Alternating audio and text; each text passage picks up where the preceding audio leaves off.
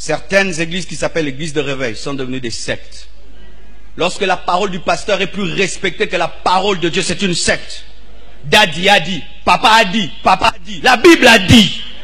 La Bible a dit. J'ai dit la Bible a dit. Oh, Daddy a dit, papa a dit, le pasteur a dit. Vous n'avez pas été sauvé par un pasteur, ni par un prophète, ni par un apôtre, sauvé par Jésus.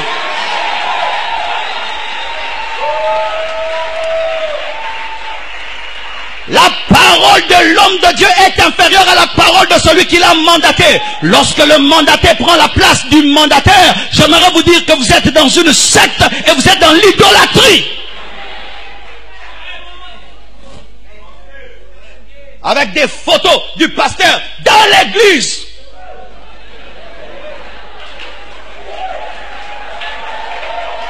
Dans l'église.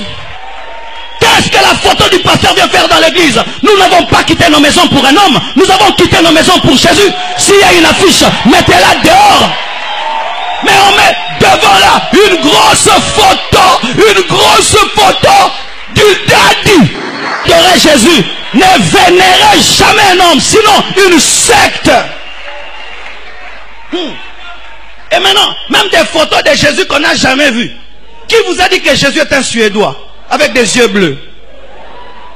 Des photos de Jésus. Est-ce qu'il y avait des photos, des appareils photographiques en son temps pour que vous ayez une photo de Jésus?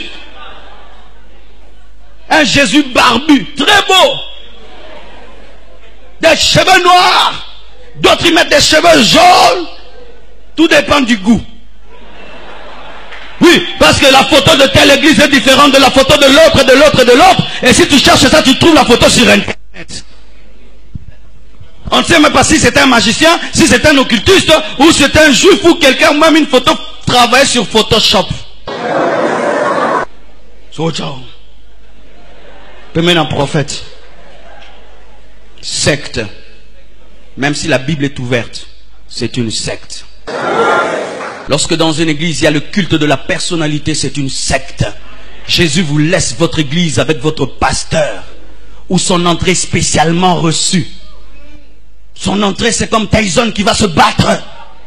À droite et à gauche, il y a des frères. Et le grand homme est venu. Jésus était déjà là. Le roi des rois était déjà là.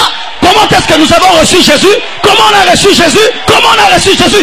Est-ce que Paul faisait ça? Est-ce que Pierre faisait ça? Bien aimé, c'est Paul, Pierre qui doivent être nos modèles, mais pas imiter nos contemporains qui tombent dans des cultes de la personnalité.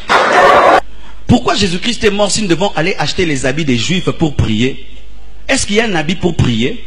Est-ce qu'il y a un habit pour prier? Le vêtement pour prier, c'est la justice et la sainteté par le sang de Jésus. Est-ce qu'il y a un habit pour prêcher? Est-ce qu'il y a un habit pour prêcher? Est-ce qu'il y a un chapeau pour prêcher? Si j'ai besoin, c'est d'être revêtu de la puissance de Dieu. Mais tu peux être dans une église où on enseigne la parole de Dieu. Parce que tes problèmes tardent d'obtenir une solution, tu vas dans un endroit où on te fait porter des habits. Pourquoi vous croyez facilement? Vérifiez la parole qu'on vous enseigne à la lumière de la Bible. Même si c'est un grand enseignant, si ce qu'il dit n'est pas écrit, tu as le droit de dire non. C'est ta vie. Je suis allé dans une conférence une fois, le prédicateur prêche des choses, je dis non, on en est bien moté. Et puis après on me dit, pasteur Marcelo, est-ce que tu peux prêcher ça là-bas? J'ai dit, na maîtrisant moté na yé bien moté, biloko na yé bioté en moté, na biloko na msusu ndebo singa na obetango. Pe ba benga nga suste. C'est mon droit de dire que biloko eza biloko sika, na yé bien moté. Une fois j'ai amené quelqu'un qui habitait chez moi, je l'amène quelque part dans un restaurant et je commande des trucs et je dis mange. Elle a refusé de manger la pizza. Pourquoi? C'était nouveau. Elle était habituée au foufou. C'était son droit. Ayo sanza. Ayo belaliboumou. C'est ton droit de dire cette doctrine est nouvelle pour moi. Cette doctrine est nouvelle. Je ne la connais pas. Moi on ne m'a pas enseigné comme ça.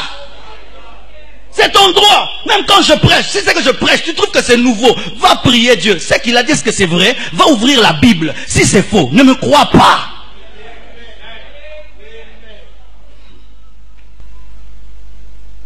Et les gens croient.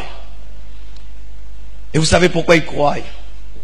Parce qu'il y a un envoûtement satanique derrière tout faux enseignement. De la même manière qu'il y a l'onction de l'esprit derrière la vérité, il y a un envoûtement satanique derrière le mensonge. C'est pourquoi Paul dit, que si notre évangile est voilé, il est voilé parce que le Dieu de ce siècle a voilé l'intelligence. Comment est-ce que quand on prêche la vérité, tu n'arrives pas à croire, mais quand c'est un mensonge, tu crois directement. Un envoûtement. Et voici les proies faciles de l'erreur. Ceux qui aiment les miracles plus que Dieu. Ceux qui croient que l'éloquence c'est la vérité. Et ceux qui croient que la persuasion c'est la connaissance. Je répète. Lorsque tu crois au miracle, sans vérifier la source du miracle, tu seras perdu. On ne prie pas dans un endroit parce qu'il y a des miracles. Je répète, on ne prie pas dans un endroit parce qu'il y a des miracles. Parce que Satan s'y fait des miracles.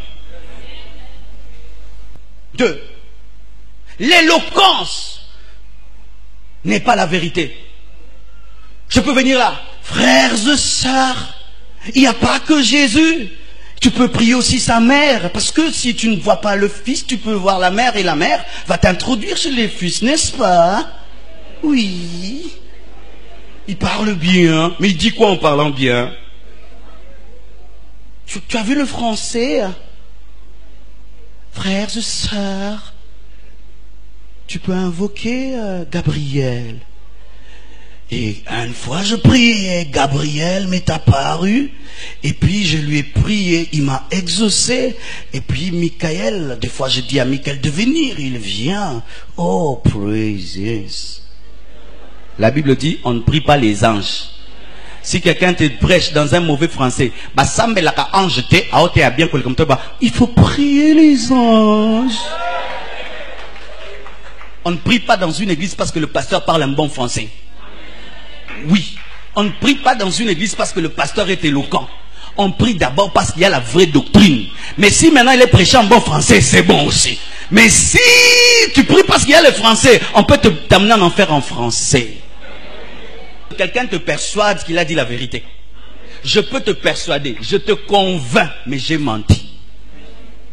C'est pourquoi des fois, si ton intelligence est partie, mais si tu sens que ton cœur doute, ne crois pas en ton intelligence. Parce que des fois, ton cœur te parle plus que ta tête. Oh, alléluia. N'est-ce pas qu'un jour, quelqu'un t'a menti, mais ton cœur a dit il ment. Mais ta tête était convaincue. Pourquoi? Le Saint-Esprit dans ton esprit, il peut te dire ce n'est pas vrai. Mais tu n'as pas encore la connaissance, mais il te dit c'est vrai. Il t'a dépassé dans la connaissance, mais ton esprit te dit c'est faux. Oui.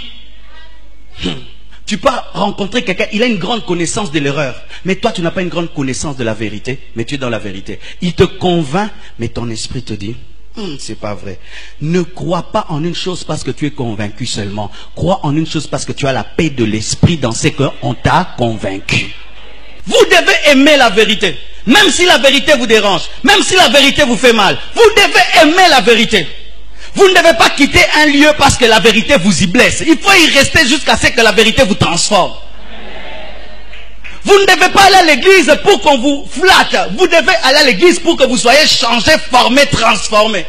Mais si vous n'avez pas l'amour de la vérité, vous n'avez pas l'amour de la vérité, bien aimé, l'hérésie va tomber sur vous.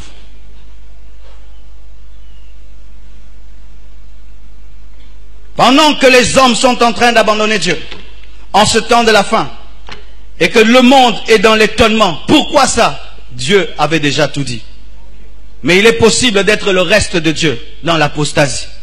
Alléluia. Il faut être le reste de Dieu. J'ai pris une décision. Quel que soit ce qui arrivera, je resterai fidèle aux enseignements qu'on m'a donnés il y a 12 ans, il y a 15 ans. Des enseignements que j'ai entendu mon père spirituel prêcher, le pasteur André Verneau prêcher. Je vais garder cette parole-là. Même si ce ne sera plus à la mode. J'accepte d'être un prédicateur démodé. Mais être fidèle à Dieu.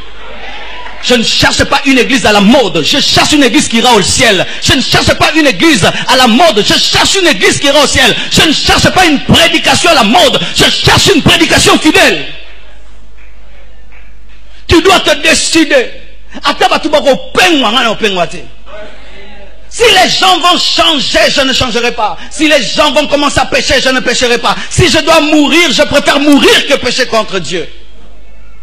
Vous devez prendre de telles décisions et te préparer en conséquence par rapport aux persécutions.